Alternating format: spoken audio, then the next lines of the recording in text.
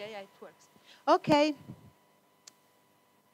Okay, it's 11:36 and we can begin because these sessions are very short, so I would like to have all the time needed for the discussions. Welcome to the AI-NURECC Plus Youth-Led event on skills. This event is called Supporting Youth Skills Counteract Brain Drain in the Adriatic Ionian Euroregion. I do not have to tell you how important skills are, and especially if we consider that 2023 is the European Year of Skills, so everyone is putting their attention on this topic. And of course, it is very important for the youth of the region, of the Adriatic Ionian area. So let's say I don't want to put more words on this and just explain what is going on today. So my name is Maria Luisa Esposito, and I work for the Adriatic Ionian Euroregion, partner of the AI-NURECC Plus initiative, which is running now from 6 years. And we are working a lot as a network of networks in the area of the Adriatic Ionian to develop some topics in order to favor the appropriation of EUSAIR objectives and opportunities on part of local and regional authorities, on part of civil society organizations, and of course of youth. The Adriatic Ionian Euroregion is especially developing the youth action inside the AI-NURECC Plus. And today with us you have 14, 15 representatives of youth organizations from across the area that were involved in the youth organizations forum that was held before this morning from 9:30 to 11 in another room of this hotel. So if you want to know about the results of the youth forum, you will be kept informed through our mailing list because I think it's very important to link the topic of skills with youth organizations and the work they do at the local level. So we will proceed with a brief introduction, and after the introduction there will be the networking talks that will be led by a representative of a youth organizations from Bosnia and Herzegovina, Asra Berbic, and also a member of the Adriatic Ionian Youth Network that we have been building since the next month, thanks to the AI-NURECC Plus. And Asra will lead these networking talks because you have to understand that these young people are still knowing each other and discussing topics that are very interesting for them. So can we manage to have us, the online audience see us? Speakers, I mean, because they are on Zoom. Whereas the event is streamlined on the the EUSAIR platform. So, and after these networking talks, we will have a question and answer session for the audience to interact with what we will be saying, and a conclusion. So, I would start and welcome. Sorry, can you?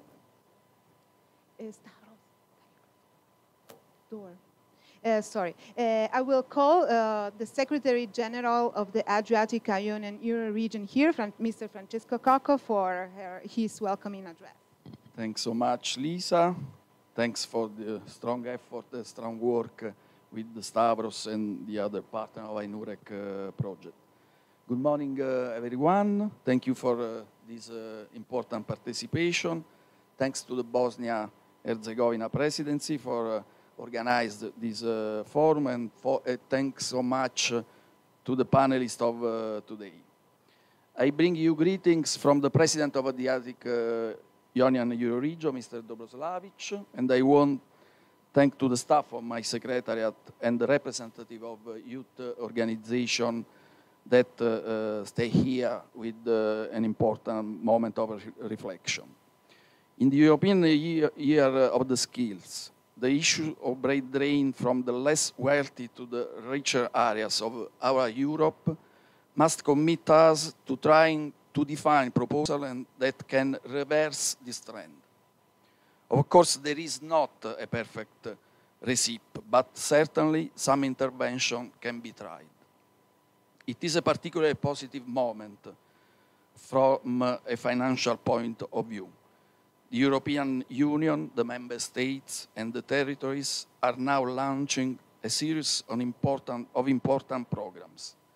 The Next Generation EU, with the different recovery and resilience plan, the launch of the RDF and the European Social Fund Plus, the agriculture program, the new programming of EU directly managed programs, the European territorial cooperation and the IPA program, can go in the direction of supporting projects that support the decision of young people to remain in their territories of birth or to be able to return there after their studies. Increasing the salaries of young research, university professor, new profession, imaging working conditions with benefit and service, supporting smart working, especially in the weakest countries of the European Union and in EU pre-accession code, bring some useful results. In this, the voice and the expectation directly collected from young people and their organization is the best way to define together some useful proposal. As the Adriatic Ionian Euroregion, we will try to structure the network of young people more and more precisely to try to suggest to our region ideas and projects that are inspired by the direct protagonist.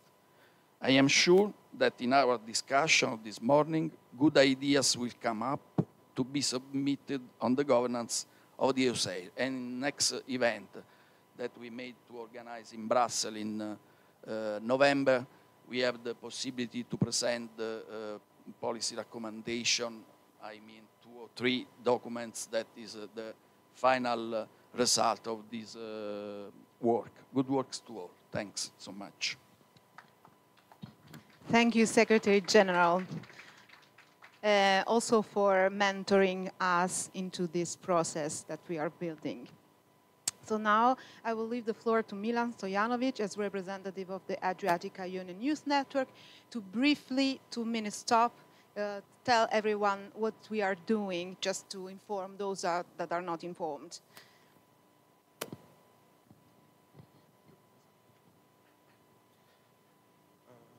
Okay, I think we have new faces this session, so I will just repeat very briefly about our network.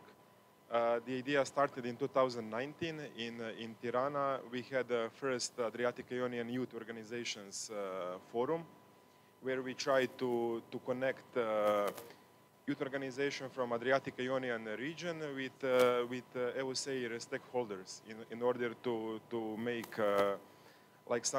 give some inputs to decision makers about the needs of youth organizations from the region. Then year by year we were growing our network, and now we are here in Sarajevo. We have we gathered for this event 20 youth organizations from all Adriatic Ionian macro region that covers 10 countries. And what I want to say that we will continue growing our network. Plan for the next 12 months is to try to structure more our network, to see which working groups we will create, maybe also some bodies of our network. We will think and work on this idea. I hope we will have some new inputs for the split forum in November this year. I think that's it from me for now, and thank you for your attention. Thank you very much, Milan. And I'm now happy to introduce the next speaker who is online. Thank you for everybody, the speakers online, to be with us today. I will leave the floor to Ms. Ulrike Damjanovic from the European Training Foundation in Turin. Please, Ulrike, the floor is yours. Thank you. She will share a PowerPoint presentation, and every presentation that will be shared today will be available on AI-NURECC Plus site, so you will collect them later. Go ahead, please. Maria Luisa, thank you very much for giving me the floor and having the opportunity here to be with you and the youth organization, even from a distance. At least, I mean, I've been in the Holiday Inn many years ago. It's the Yellow Hotel, if I remember correctly. So at least I know where you are sitting, even from a distance here. So thank you for this opportunity. I will try now to share the screen. It worked before, and now we see. Can you see it? Can you see it? Yes, yes, Ulrike, thank you. Okay, okay. So what I have chosen for today is really to share with you the EU Youth Guarantee Scheme, and especially what young people, so what youth organization can get from it.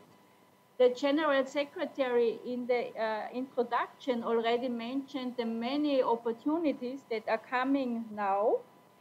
And the Youth Guarantee Scheme is another one, which is a good opportunity. And so the title of my presentation is to the youth organizations, what do I get from this? Let me say only a few words about the organization where I am from. I am from the European Training Foundation in Torino. We are an agency of the European Union that supports the countries with human capital development through education, training, and employment system reforms.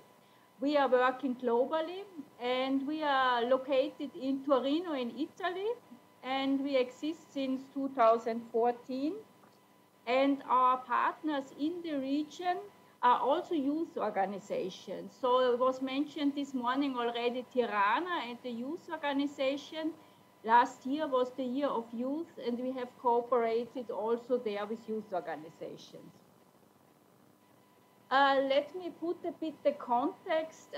We have here around the table, even if I do not see you, we have the 5 candidate countries around the table. And I think in all this discussion on youth, it's important to see the accession perspective. And what I see here, being long in these discussions, there is really now, it is about involvement of youth in policy making. Yeah? It has been discussed for so many years, yeah? But what I see now personally also is there's really a movement, and young people are really more involved. You have in these discussions the digital and green transition. You have the multiple crises that we are facing. We have the EU Year of Skills. We have the issues of brain drain, of skill shortages. We need upskilling and reskilling of people. So all this is the context. You have many players in the region, and at international level, you have many financing instruments. The General Secretary mentioned the instrument for pre-accession, for instance. You have the economic and investment plan for the Western Balkans. And again, here is a priority on youth. And what is important here is that we see a commitment from the economies in the region, from the countries, but also from the partners around. We as institution have youth in focus, and I would like simply to say, why do we have youth in focus? Yeah? I will not go into details here, you know better than me. We have many young people that are not in education nor in employment. Yeah? So you have figures here, and we have the huge issue of skills mismatch, that overqualified people are working in jobs that are really much below their qualification. We have the whole issue of brain drain. So you will have my slides afterwards, but the focus on youth is really that youth gets better opportunities and better chances. And I have here a puzzle on my screen. So what are differences also nowadays for young people? We have this huge effect of the pandemic, where there are loads of studies, as you know, which say how much young people have suffered much more than older ones. We also see that the so-called needs, as they are called, not in education, training, or employment, what we see here now, there are much more that are inactive, yeah, than unemployed, which means that they are even more difficult to reach. We have young women that are more affected. We see now that the transition from school to work takes much more time, is longer, and many young people need to go to school and work to make their living. And then also young people have much bigger challenges than adults when entering the labor market. They are often trapped in low-skilled jobs and low-paid jobs. So let me try here. I come to the next one, next slide, sorry. Technology, do not leave me. So, and here comes in the youth guarantee scheme, yeah?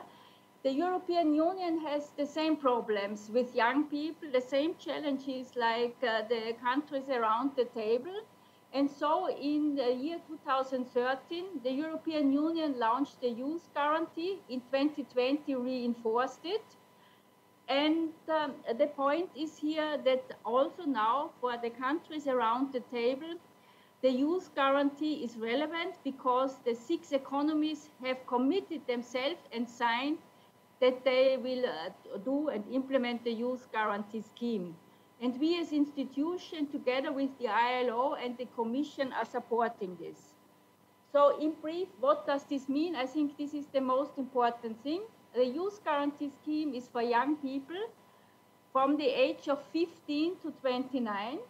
And the governments have committed themselves to offer to the young people in this age range either employment, apprenticeship, traineeship, or continued education, 4 months of being unemployed, or inactive, or leaving education. So within a period of 4 months, every young people between the age of 15 and 30, so 29, shall get such an offer. And this shall really help also to avoid brain drain, but really to help young people to go into employment. And I'll show here this slide very quickly. This is for helping the countries for implementation. But what I would like to raise, especially also with you, important is the second point on the slide, which means outreach, yeah? Because this is where you come in. It's nice that the youth guarantee is existing. I cannot see you, so I do not know how many of you have heard about it or how many here at the first time. So if we really want to be successful, that young people can benefit, we need to reach out. And there I see an important role of your youth organizations. And the second point, which is also very, very important, is partnership. Yeah? That in this discussion, in this decision, in this design of youth guarantee, that you as youth organizations are really involved in these partnerships, which are with ministries, with companies, etc. So I raise only these 2. You have the slides. And my last slide is really here, how to move ahead. Because the one thing is the plan, and to have an implementation plan for youth guarantee. The other side is how to make it real. And I have put here a few points. It will be important that employment and skills topics are integrated in policies. It is important that you as youth organizations are involved in the dialogue, that you are involved in design, that you are involved in monitoring implementation. It is very, very important that you listen to young people. For years, we have talked about these topics, but when it comes to listening to voices of young people, we really need to listen. This is why I stopped talking now. And my point here in yellow, what do you suggest? What do you mean? Thank you for your attention. I look forward to our discussion. Back to the chairman.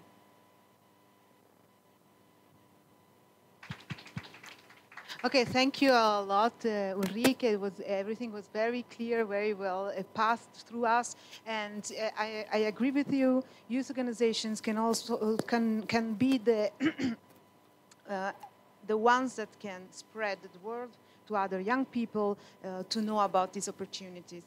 And now, since, as I said, the timing is very tight, and later maybe we can have reaction also on your presentation, I would like to move forward and to introduce the networking talks, presenting to you the leader of this session, who is Azra Berbic, who prepared the work ahead, so she will explain everything to you. Please. I will give you mine. That one was not practical. Anyways, I apologize. Yeah, but following up Ulrich's suggestion to listen to the young people and to give the voice to the young people, this is a great opportunity for young people to be given a voice, and especially here with me, having two people in person here joining me, which is Ms. Zaira Markovic. She's a program director of Humanity in Action of Bosnia and Herzegovina, which is a great youth-led organization that has actually, over the years, gave opportunity to plenty of young people, not solely from Bosnia and Herzegovina, but also from the region and around the world, to gain new skills and to learn and to exchange knowledges and good practices. Also with us is Mr. Luka Vujnovic. He's EUSAIR National Coordinator, but also he's coming from Ministry of Origin and European Affairs of Croatia, which took a presidency of our macro region, and I'm really much looking forward to having you both here. Online are joining us representatives from two other macro regions from which I believe we should and can learn a lot, and also I hope they can learn from us by exchanging knowledges and good practices.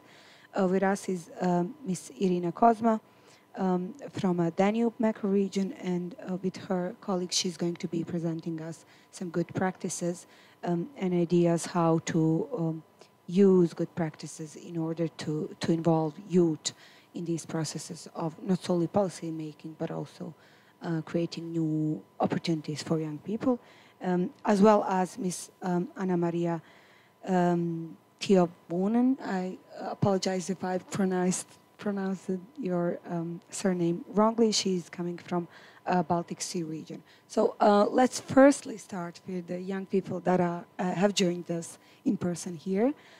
I would firstly like to ask you, Zaira, as I've already mentioned, your organization has given plenty of opportunities for young people. So how and since your organization is also a part of a wider global network, not only on a European level, but on a global level, I believe it is utmost important for you to share how, from your example, other organizations from this EUSAIR region can learn and how we can affect and contribute through youth work and through work of youth organization in developing skills, and how we can put ourselves in position of stakeholders and maybe be part as well of policy making.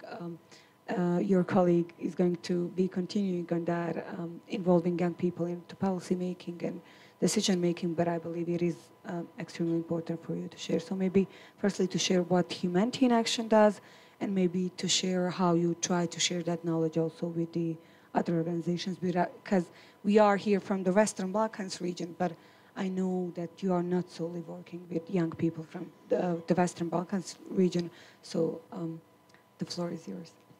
Thank you very much. I hope the microphone works. Thank you so much for the invitation. It's fantastic to be here.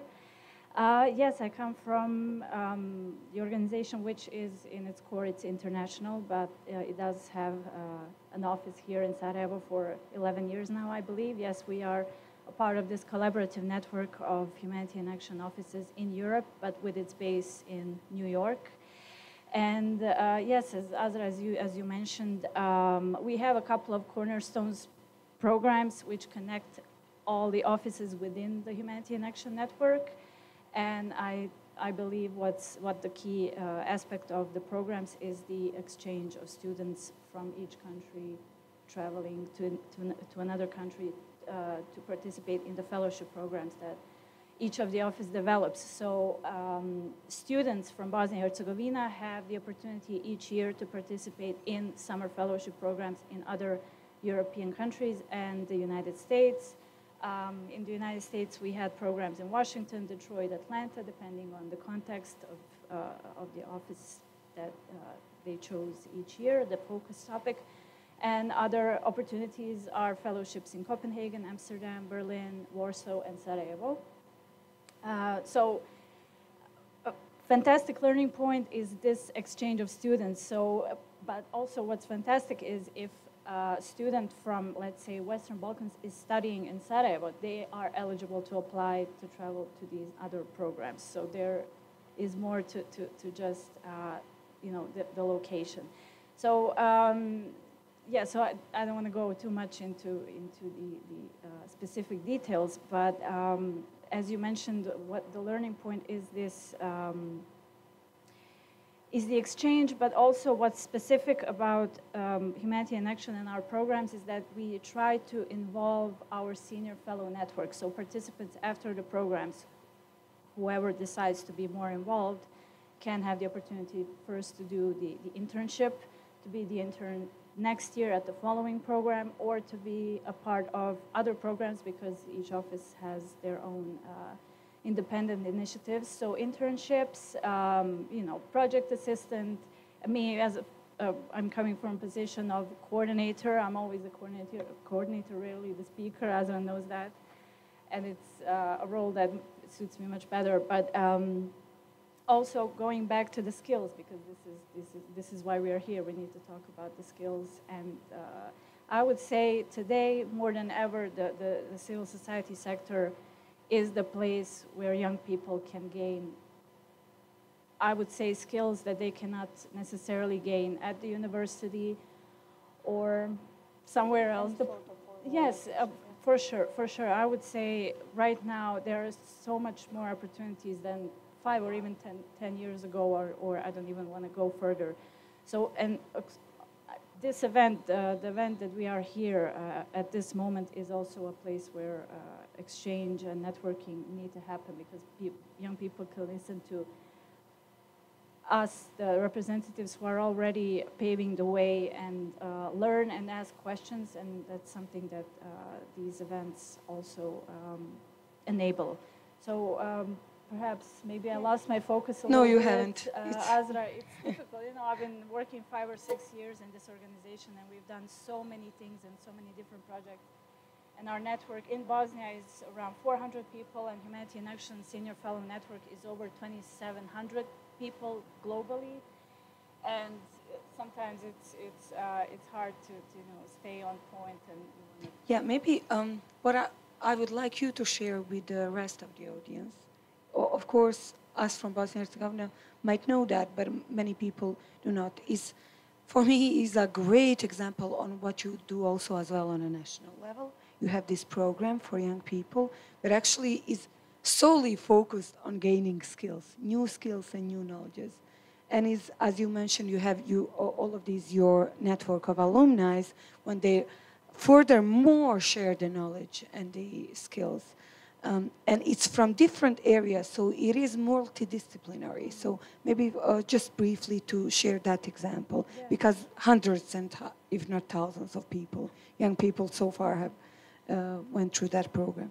Yeah, well, if you look internationally, yes, it was thousands. So, and the Humanity in Action mission is we connect, we educate, we connect, we inspire. So this is something that's our core. And as you mentioned, yes, we do have this cornerstone program in Bosnia and Herzegovina, our local fellowship that's been going on 11 years now, and other projects as well.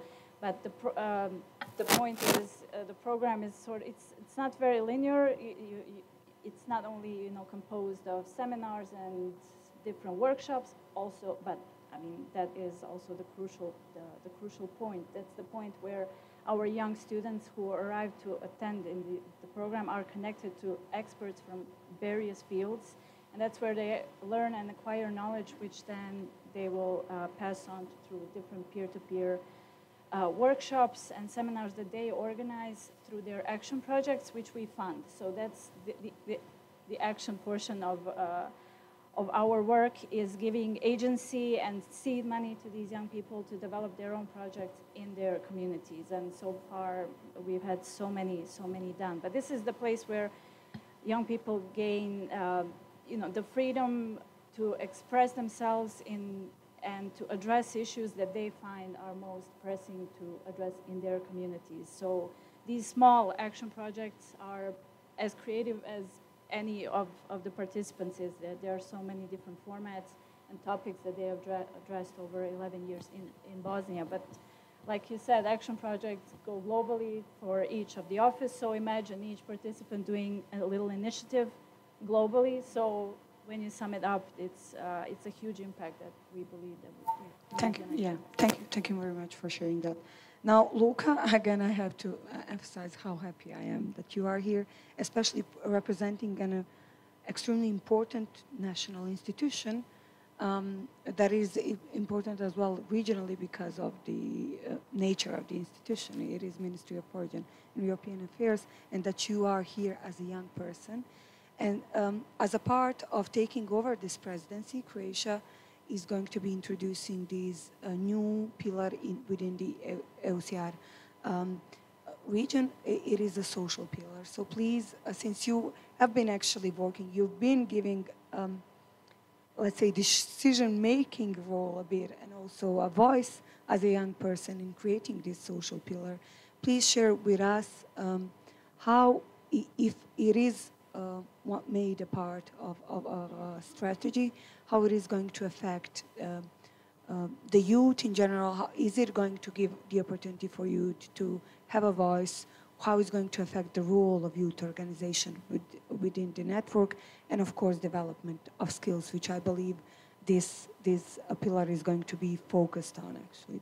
Thank you. Well, you got it right, only from assuming. So I'm really happy that it's just by saying a social pillar, you already know what might be happening within. Perhaps I'd just like to give a short context to why we decided to push towards a social pillar. As you might know or heard these days, our strategy, the EUSAIR, is currently under a revision process. The strategy really needs to be revised due to the fact that we have a new macro-regional context. So inflation, the war in Ukraine, the COVID pandemic, new members joining the strategy, and a lot of other things made us see that the strategy in its shape that it is in the current moment may not be fully equipped to tackle some of the newly arisen issues we have in our region. So one of the propositions, and I'm really proud to say that this proposition came from Croatia, was to find a new way to tackle the social issues in our region, which unfortunately still are here, and we really needed to find a new way to address them through the strategy. Up until now, we have 4 pillars within our strategy, and they do brush upon some social issues, per se, the 4th TSG4 or Pillar 4 about tourism. Let's say, I think in Skopje they had presentations about young people in tourism and similar.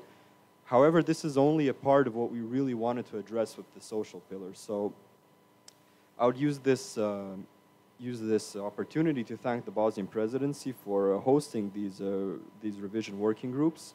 And of course, I would also thank our colleagues from the Croatian Ministry of Labor, Filip Milicevic and Neda Mekic, who yesterday had a great presentation about the social pillar in the Congress room over there.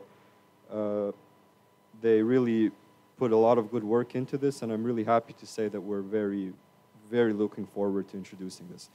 So what it means in general for skills and for young people. So when we were bringing this pillar up, constructing it, of course, we had the national coordinators of the EUSAIR members all at a table, and we had to figure out, and we actually still are figuring out, because nothing's been agreed upon yet. So this is important to know, but we're slowly pacing our way towards constructing it. But youth and skills were always the first 2 topics that everybody wanted to see within this social pillar. So we're pretty sure that's going to happen. Now, we have to ask ourselves, how do we exactly do this? So we all know that the scope of social issues within our region is quite broad. However, youth was so popular that we had to figure out at least a little guideline, like way towards how to address this issue within our new pillar. So one of the foreseen actions, possible actions that we came up with, or rather I would say the representatives of the line ministries came up with, were national coordination. So not so long ago, I think they mentioned the youth guarantee. So something within this new social pillar would be implementing the youth guarantee within the entire region.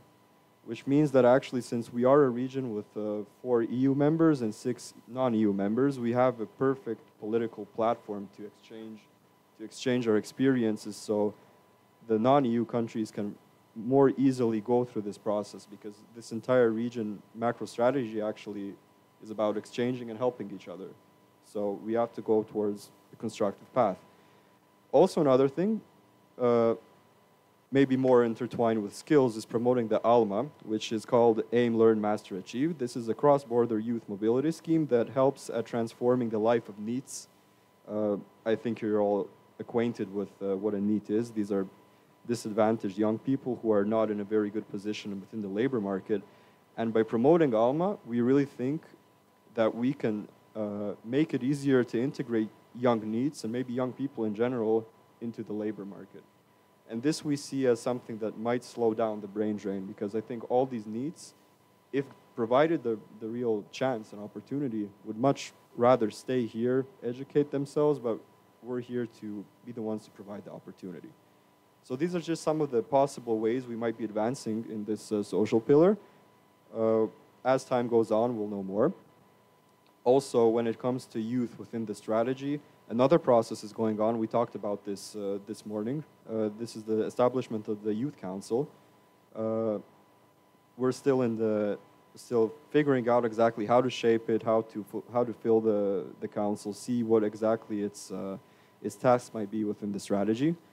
However, we were also thinking that perhaps when we combine a new functional youth council with a 5th pillar and perhaps make a strong connection between the two for possible cooperation within certain schemes, that this might really be a good way to slow this brain drain down and to sort of, through visibility, promote the pillar and promote all the opportunities that the young people actually have struggled to get to them. So it's a path. I mean, the opportunities are here, and we have the job to give the opportunities. So that's something we'll be focusing on a lot during our presidency.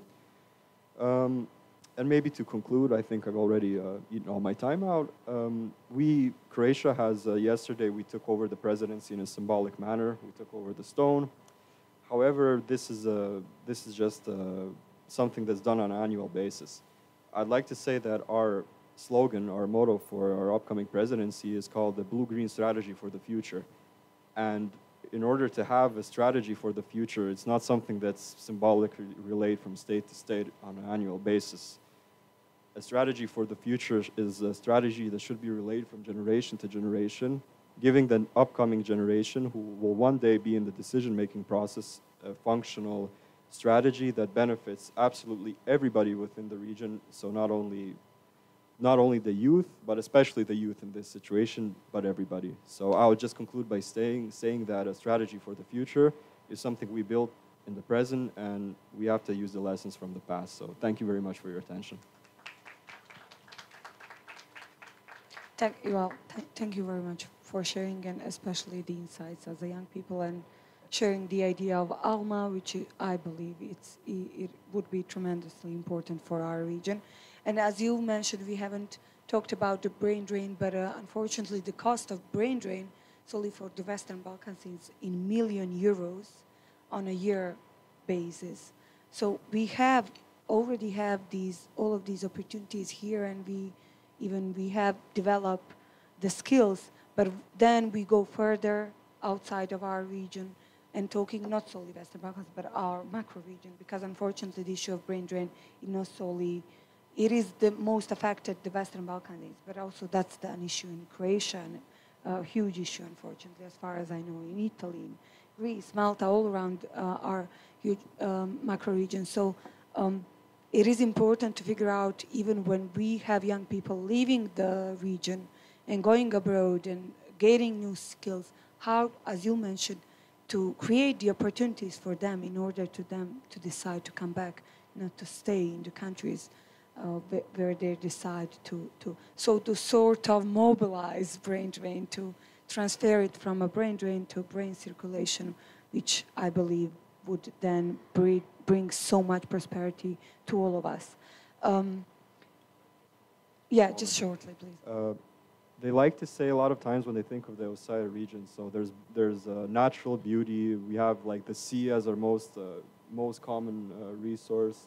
But I think that that's the wrong way to think about it. Actually, the youth is, in my opinion, the far most valuable resource this entire region has.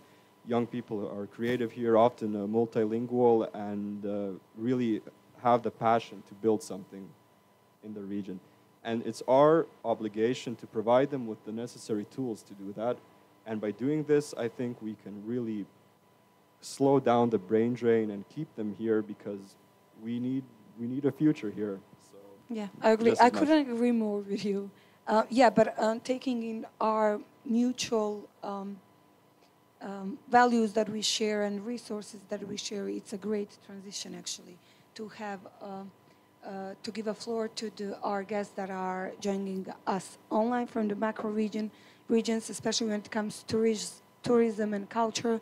Those are common shared interests of ours, of all our macro regions. So they're going to be presenting to us some of the great examples, how they manage to focus on creating skills and the opportunities within these pillars of cultural and tourism pillars. So I would now kindly ask Ms. Irina Kozma, together with her colleagues, to present. They have, as far as I know, as well an online presentation to present the projects they've done. Thank you.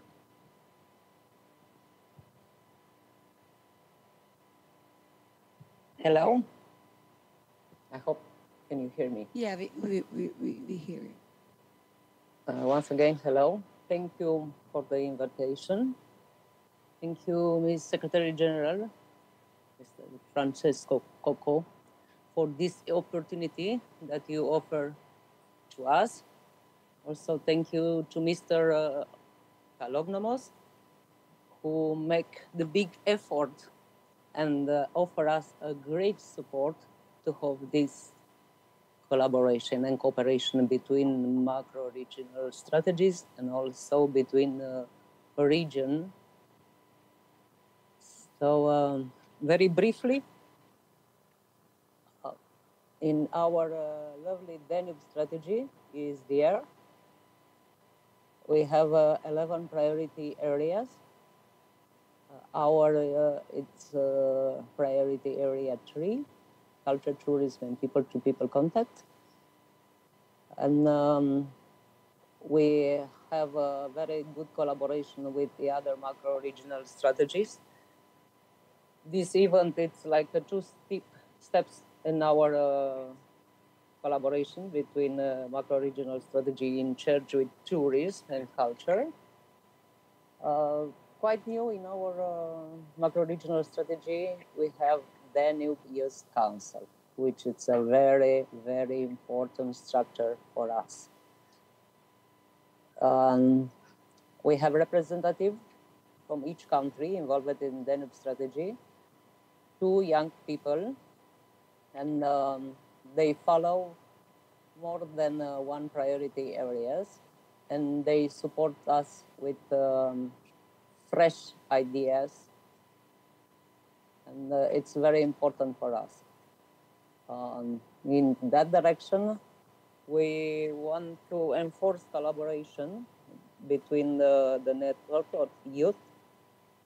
So I'll propose this year to have some online meetings, between our young youth people,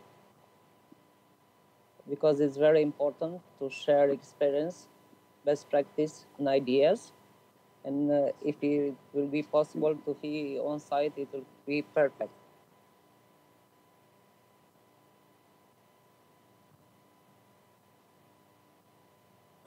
I will try to share very briefly my presentation, because you will have it also.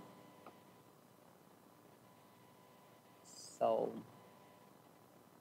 in our Danube region program, we have 4 priorities, bigs. What I tell you about our Danube region, it's the 11 priorities and 4 pillars. We can find this. Very important, we changed also 2 years ago our action plan. So now we have 6 action. How you see skills, it's in action 3, which is very important for us. Promote skill education and creating jobs in the related areas. We, together with all the countries involved in Danube strategy, we work a lot and we choose 3 strategic topics, which is very important for the embedding process in the EU funds. We have also a very important flagship projects. For us, like a PH3, culture, tourism, and people-to-people contacts, we choose it on one initiative, which is Small Danube Project Fund, and we choose also like a strategic, like a flagship project. Sorry, we choose it to better sustain the culture roots. So we consider it's very important. So we have some documents for our PA3 and for our action plan, and we're starting now the project. The name it's P3 Close project. It's not for close, but it's related to recovery through culture, tourism, people-to-people contacts in the Danube region. What I want to mention here briefly, it's that we try to see exactly how tourism and culture can be vectors for the regional development. And we have something here to how can coordinate better the steering groups. I forgot to tell you, we coordinate this priority area. It's Romania together with Bulgaria and with our colleague from Montenegro, which is very important. And we have some very important activities. And one proposal for you, it's related with skills and also digitalization. And how can we have observatories in tourism? And of course in culture, if it's possible. And this one, we want to propose like transnational cooperation between macro-regional strategies. And here it's very important, the support of the youth people. I have some project from financed by Danube Transnational Program. You'll have here, then you can find a new project related with chatbot intelligent scale. And you have here all our coordinates, but I'm sure you'll find. And, very important for us, it's to underline once again, since 2.5 years in each event that we organize on-site or online, we have like a spatial slot dedicated to other macro-regional strategy. And there, on the first place, it's a collaboration with EUSAIR, and also with a very important initiative, AI-NURECC Plus, and also with the Black Sea region. So we consider that collaborations and cooperation is very important, and also the best practice shares. So once again, I will continue to fight for this, to have more and more collaboration, and especially with the youth. So now, at the end, thank you once again for inviting us. You will find more on the website of the Danube strategy, if you are curious, of course. But I hope you'll be curious. And for all the people that are online and also on site, let's pay a tribute. And I tell you, you are the best. Thank you. Yeah, thank you very much for your kind words, but also for your great proposition for holding this online meeting between since the Danube region already has its youth council. It's a great opportunity for us to see how to engage and what would be the good practices for us in order to have one and create one. And we are going, I believe Lisa is going to be coordinating this, but we are going to make this happen, definitely, because we do believe, as you also emphasized several times, how important it is to exchange good practices and the knowledge. And as well, it's great to see that you have already in your strategy, you have strategy goals, you have development of skills and involving youth as much as it is possible, especially in these mutual interests and shared interests where actually someone might argue with it, but I believe it's mostly in culture and tourism in these macro regions. That's something that we share, and that's how it's the easiest way for us to connect with each other. On that line, I would now kindly ask Ms. Anna Maria Tiovonen to also share her presentation and her ideas, actually not her ideas, but ideas of the macro region that she comes from. She's going to be presenting the ideas from Baltic Sea region, and I'm really, again, much looking forward to see what you have presented to share with us. Thank you. Just a second, I will share my screen.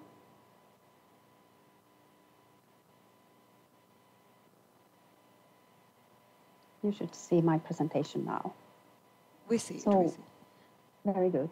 So hello, everybody, and thank you very much for this opportunity to join this very interesting event. My name is Anna-Maija Toivonen, and I work as a policy area tourism coordinator for EU strategy for the Baltic Sea region. And I represent the Council of Oulu region, Finland.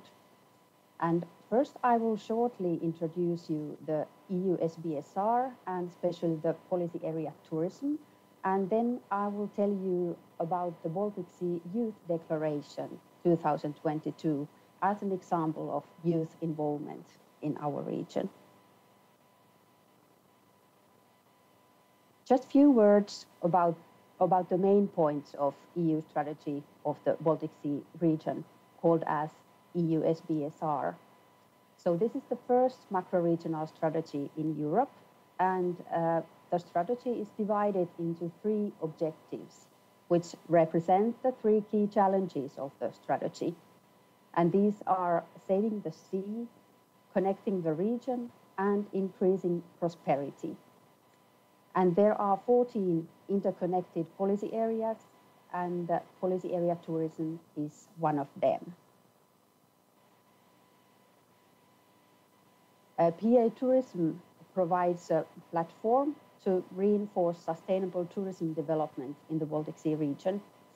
Our aim is to create networks and strengthen the dialogue between tourism stakeholders across the whole Baltic Sea region. And we also want to develop synergies by linking projects, initiatives, and organizations with tourism activities. And we are 2 coordinators in PA tourism. And as I told, I represent the Council of Oulu region, which is located in northern Finland. And my colleague Magda comes from Pomorski Tourist Board from Gdansk, Poland. And we are both located by the Baltic Sea. One of us represents the southern side of the sea and other one the northern side. And we have started our work as policy area tourism coordinators last year. And we have 3 actions for PA tourism. The first one is transnational tourism development in remote and rural areas.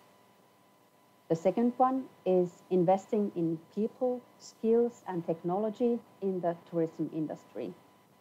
And the third one is protection and sustainable utilization of cultural heritage and natural resources in tourism destinations.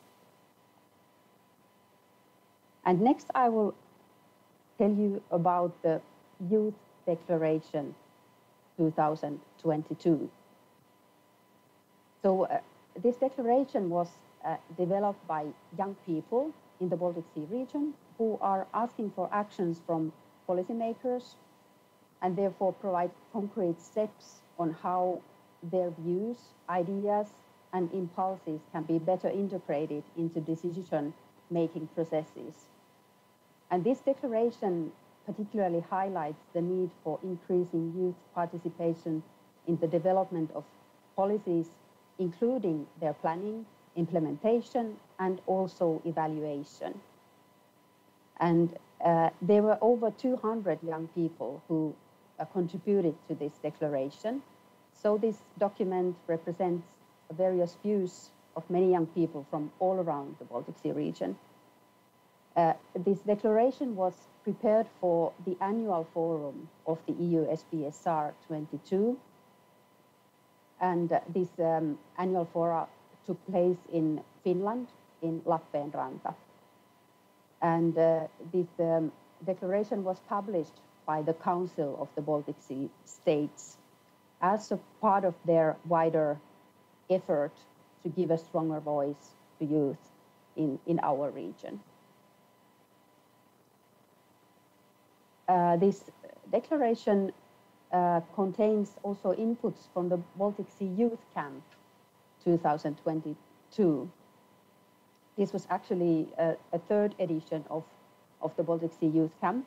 Previously, it was held in Gdansk, Poland, 2019, and online in 2020. Last year, this camp was held in Lappeenranta in August, so it was before the annual forum we had there in September. And there were young people from the entire region, and they exchanged their views on a question: how can the Baltic Sea region become a front runner when it comes to meaningful youth participation for improving policies and everyday life? So during the week-long camp, the participants worked on this question in seminars and workshops and also some fun activities. And this declaration contains 199 concrete recommendations. So I have to say that huge work has been done by the young people who participated in this work. There are recommendations for each EU-SBSR policy area, and these are the priorities that young people see as most important to be tackled immediately. And for policy area tourism, there are 12 very practical recommendations, which actually fit very well with our actions, which I showed you earlier in my presentation. I will later share the link for the declaration document, so you can take a look at all the recommendations. But here in my presentation, you can see some of them. And in addition to these three, which you can read from the presentation, I would like to highlight one more recommendation, which is for PA tourism, and it is to create touristic routes around the Baltic Sea, which could connect remote and rural areas to well-known tourist sites. So this fits really well into our actions, and it's very relevant for us. And actually, there are ongoing projects which are already working on this. For example, this year started the Bosnian Coastal Route project, including Northern Finnish and Swedish destinations. And this project aims to increase awareness of the coastal route around the Bosnian Bay. So it's the northern part of the Baltic Sea and over the Kvarken Strait. So they want to highlight this as an attractive travel route for both foreign and also local population, and foreign visitors and the local population. And another example of a great project is also a project One that started this year is the Cultural Pearls Project, and this helps the smaller cities and regions to be more attractive to live in, and also to improve their quality of life by engaging people in cultural activities and developing a stronger sense of commonship. And their idea is also to showcase some selected cities and regions as Baltic Sea region cultural pearls. So I really have to say that we in PA Tourism find these recommendations from the youth very relevant and valuable. And therefore, actually, we have invited youth representatives to present this declaration at our annual Baltic Sea Tourism Forum last December, because we wanted them to tell to the Baltic Sea region tourism stakeholders about these declarations and their very practical recommendations. So, if you are interested, you will find more information on EU-SPSR PA Tourism and also from the Youth Declaration from these links which are shown in my presentation. Thank you for your attention.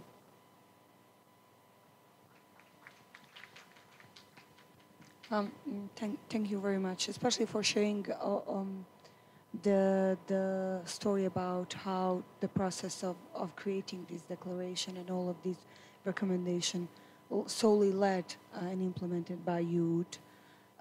It is extremely important, and you again emphasized how young people from the Baltic Sea region emphasized how they want to have this role of decision making and participating in policy making.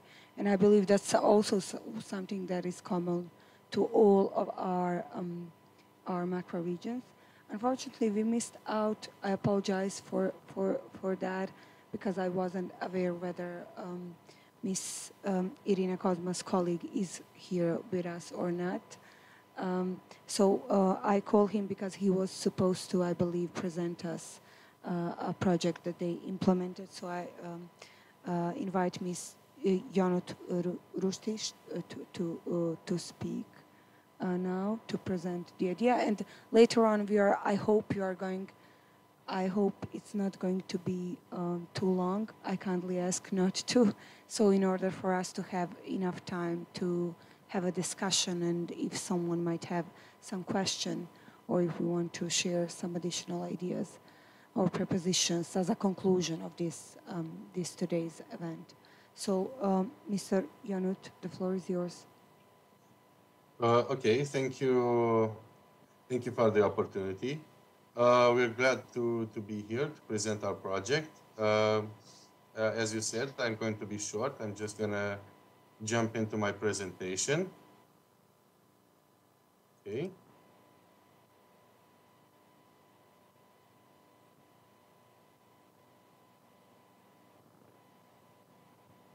My name is Ionuț from Bucovina Institute Association, an NGO from Romania. I'm going to present the Creative Digital Transformation Project funded by the Erasmus Plus project.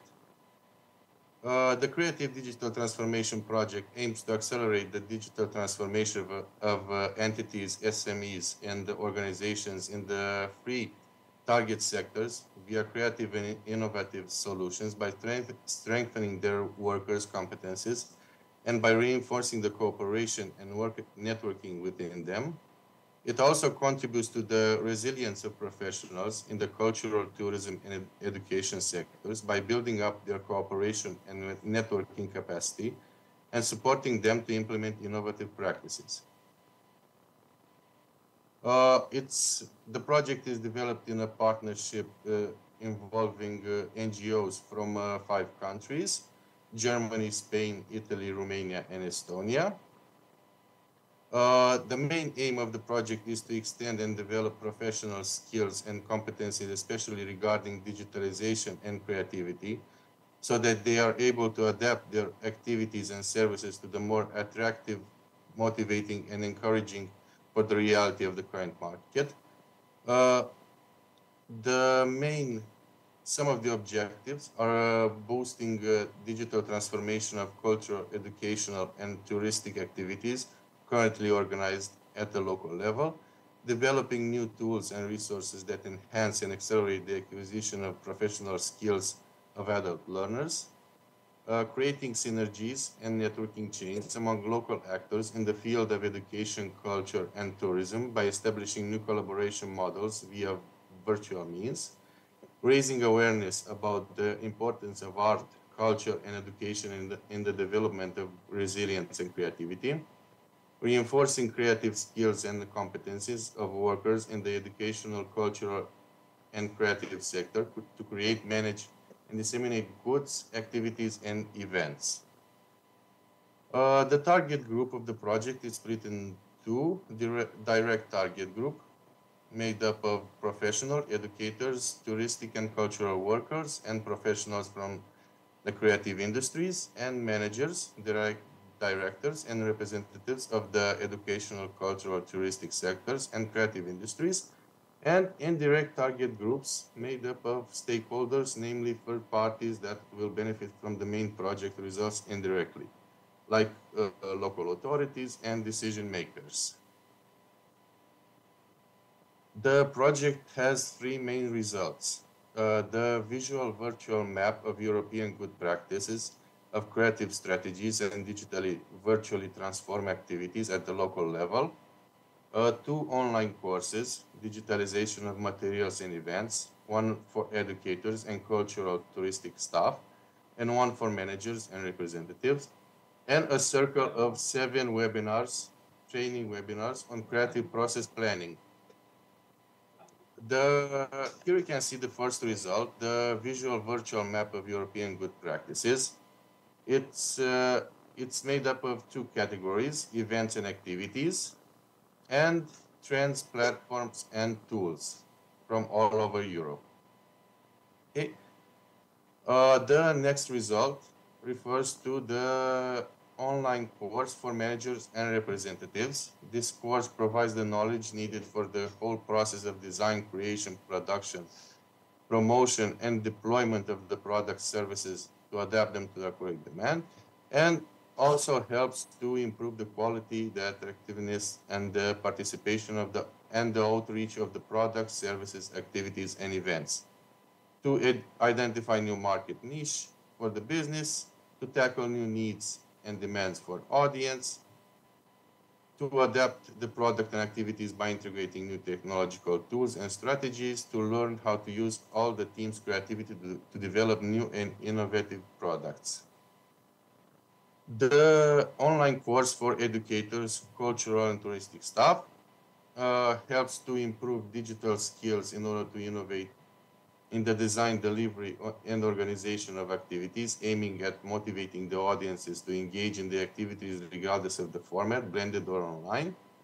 To upskill the professional competencies by integrating new technologies into daily activities and to trigger the motivation to be creative and imaginative in doing so.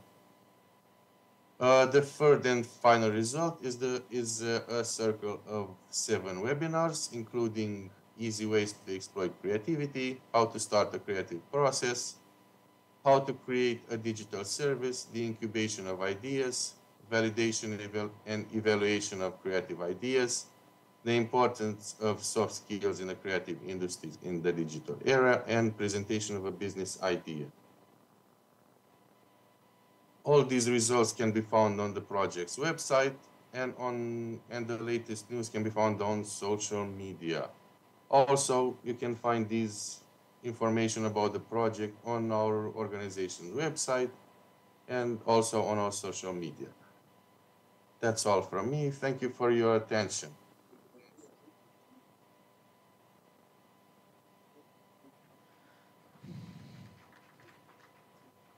Thank you, Ionut, and thank you for the organizer.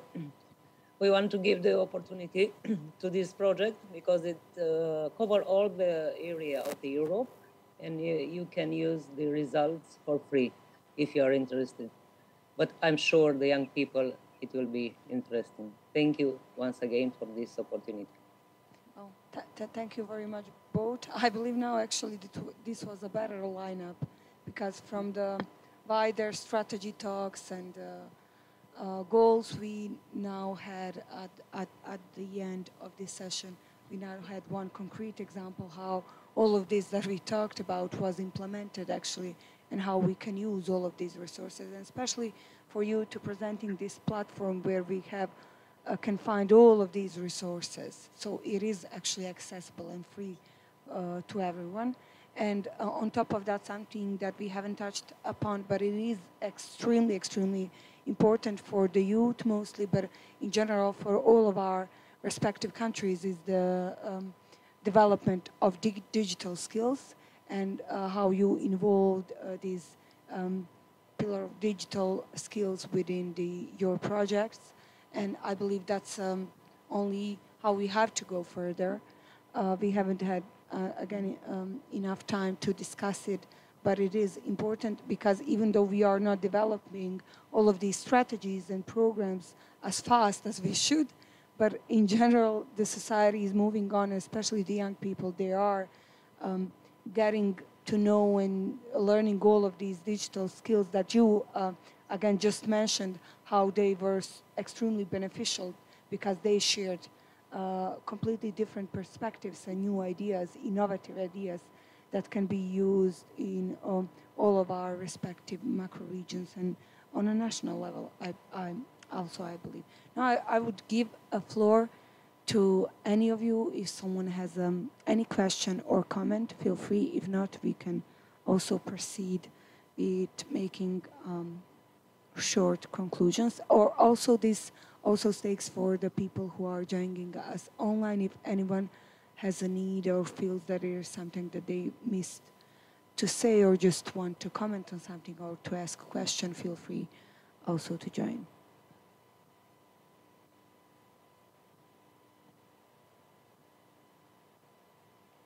No one? Marie-Louisa, can I come in? Perhaps you don't. Here's Ulrike speaking from the screen. Yeah, of course. Yeah, Ulrike. Feel free. Yeah. Thank you very much for all this intervention. It has been super interesting to hear all this. I would have a very concrete proposal at the end of the session. The colleague at the beginning said that the network of the youth organization has been set up in 2019, and now the planning is going ahead for the next 12 months. And my proposal would be that we would be also available for further discussion on youth guarantee, because what I could give this morning was a short appetizer, but we would be available to further discussion what this means concretely, because it's really a great opportunity for all 5 Western Balkan economies around the table, and member states are also involved. This is a very concrete proposal. And the second one, the colleague from the Danube strategy, also there we are ready for discussions, because we are also as institution in discussions on youth in Pillar 9 of the Danube strategy. So in case this goes on, also ready for this. Thank you very much. Oh, thank you, Ulrike. That's so very kind of you, and for offering additional help and concrete ideas. I believe that's the biggest benefit of this gathering. As you just mentioned, we can go way further with all of this. Now, I would then give a floor to 2 of the young people from the beginning of this session, maybe just to share their impression. How do you feel all of these good examples and practices could be used in our macro region, but also as well, how do you feel how, in general, youth and youth organization should be and could be more involved, not solely in creating the strategies and policies, but also being decision makers, and starting from EUSAIR from the local level, but also on a higher national level, because I know for sure that you have, and many people from your organization have been participating in all levels when it comes to decision making as a result of gaining skills. Well, some more successful, some less, but still they got the opportunity. And also your dear colleague, he is already this part of the ministry, so he has some sort of power, which is for many people, so far away when they look up to it. But I believe you both mentioned how important it is to work against brain drain and how it is important to work on these skills development of the opportunities, but also gaining skills, especially as it was mentioned, just in this digital age, when we want to go green, we want to go sustainable, we want circular economy, but on top of that, we have all of these issues that we should have a long time ago settled, finished, but still we are dealing with it. So, Zaira, follows you.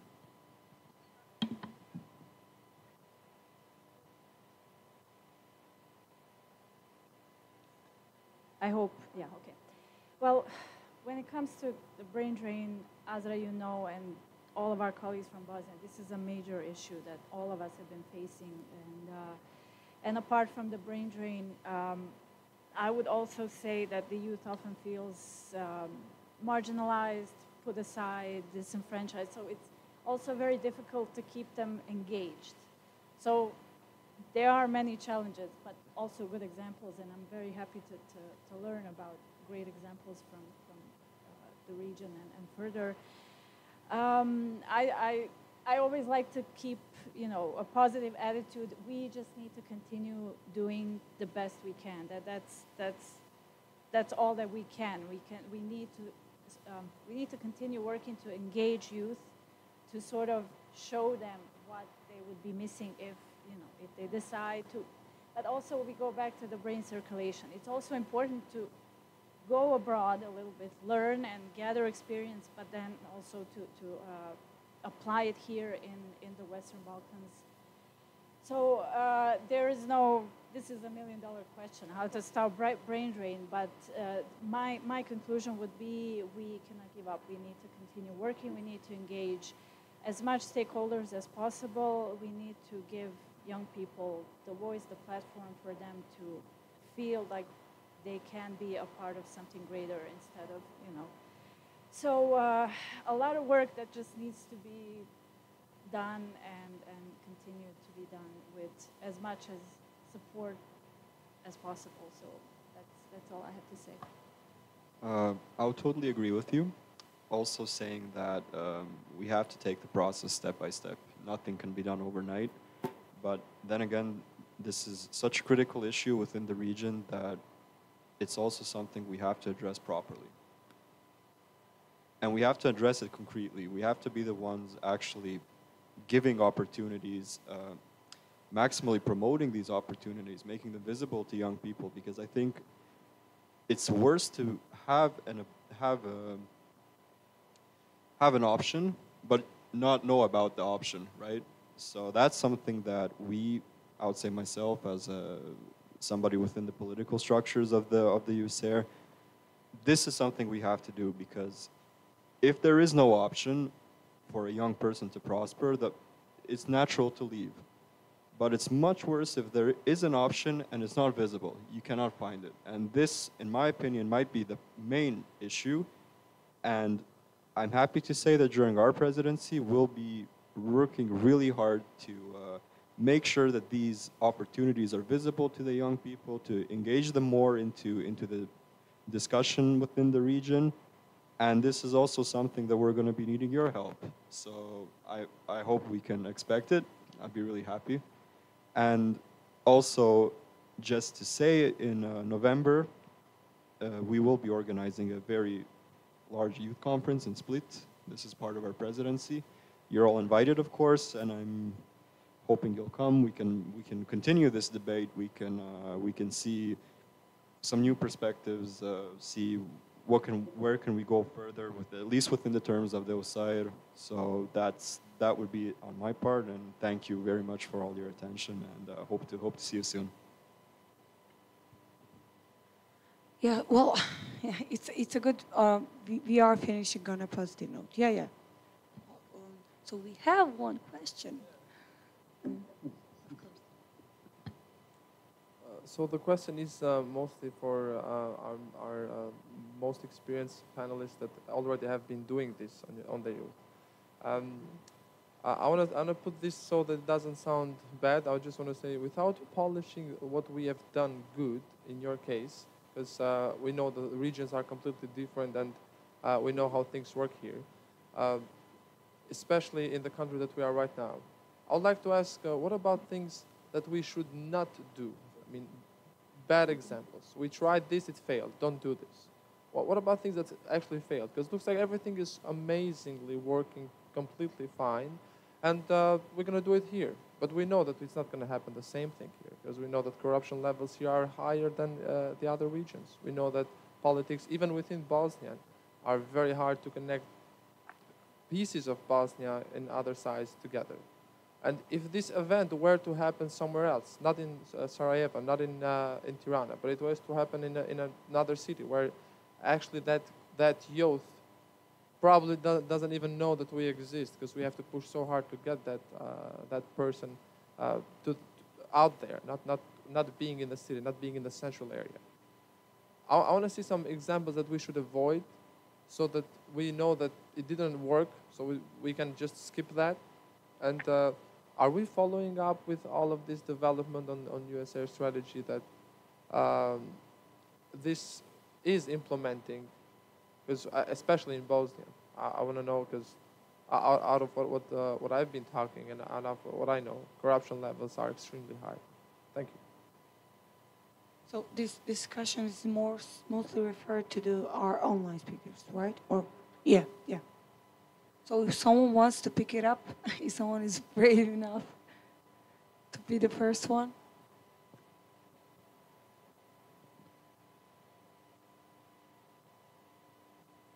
I'll broke the ice. It's okay. First of all, I want to thank to Ulrike about the proposal. It's very interesting. Let's do something together with our colleague from USAIR, maybe our working group related to youth, involved with youth people. And also I had to give a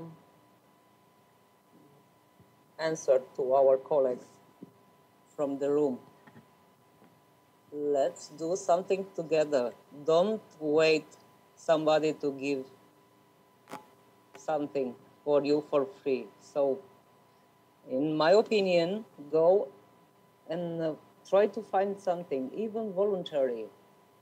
On the web, it's so many NGO that they do very good things there and projects, especially in your country. I remember I was there 15 years ago, and wonderful project in Mostar. So do something by your own also. Thank you.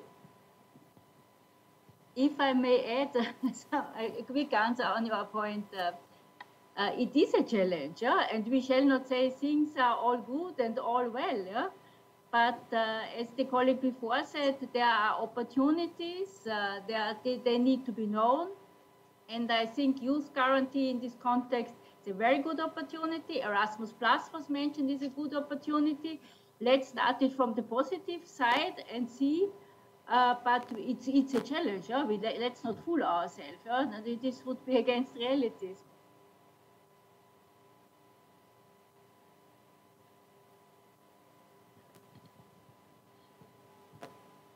Yeah, well, thank you both. I agree that it is important to discuss on these issues, but I believe also that those are rarely well known. It's not like we are not aware of it. Everybody is aware of it. And we have here young people, and I know for a fact, I'm one of them. I'm not bragging, that's the fact, that who's fighting against it. But it is extremely important to have these positive examples because everything is so, especially for this region, and we must think that, know that we are not solely talking about Bosnia and about Western Balkans, but everything is so gray or black. So for me, it is a breath of fresh air to have some good examples, to know now that there is one NGO who, with a collaboration with other NGOs from really democratically advanced countries who have developed this resource that we might all of us use, that we have had an opportunity to meet Orlik, who has offered us now the opportunity to work with her, because otherwise we wouldn't be able to do that. Also to have that we have colleagues from Danube and Baltic Sea region who also have offered us a cooperation. So just starting from that, we are already advanced from our previous position that we were. But I don't, like, it's not that I'm dismissing your points, you're completely right, but unfortunately that's a common knowledge. But what we need to do is not accepting it as a fact, oh, it is what it is. We need to fight against it, and in order to do that, you're going to have to gain all of this, use networking opportunities, and also gain skills, and share knowledge, and share good practices. Because for my case, as far as I know for a fact, Zaira knows this, when we were mapping from Bosnia and Herzegovina all the young people who are studying abroad, we used examples from Kosovo. So current deputy minister shared all of her practices with us. So it is possible, despite the fact that, yes, we are the most corrupt countries in Europe, but still what we can do, starting from us, it's not, unfortunately, really often, and I believe you both can share this, young people now they want to change the constitution. They want to change governments, policies, everything. But starting from the beginning, they know this, what Zaira was talking about. They don't know how to change something in their local community. So we need to start again from us and what we can change and how we can participate. And as it was said, there are plenty of opportunities. So let's engage and involve ourselves. And with this, I would conclude. I would again thank you all very much for being so patient and participating in this event, because it's up almost the end of the conference. And we are really grateful to all of you, and also to all of our online speakers. Thank you again. Just one final word, two words. Thank you to everybody. And also I want to tell, especially our stakeholders from online, that the AI-NURECC Plus is organizing an event on sustainable tourism in a hybrid event in Corfu next 13th of June, and everything will be available online on our website. So just to follow up with the presentations and the cooperation that we are trying to establish. Thank you again, and I think the session can be closed. Yes, bye. Bye.